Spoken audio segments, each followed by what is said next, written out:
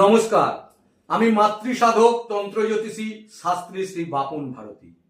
আজকে জানাবো, যদি আপনাদের স্বামী স্ত্রীর মধ্যে কোনো রকম কলহ সৃষ্টি হয়, সম্পর্কের অবনতি ঘটে, এমনকি একই সঙ্গে একই ছাদের তলায় থাকতে অসুবিধা হচ্ছে, অথবা কোনো কোর্ট কেস বা বিচ্ছেদের মুখোমুখি হতে চলেছেন, তাহলে এই ক্রিয়াটি করে দেখুন।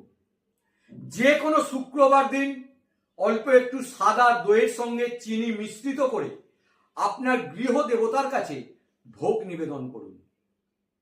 প্রার্থনা করুন আপনাদের দাম্পত্য শান্তির জন্য।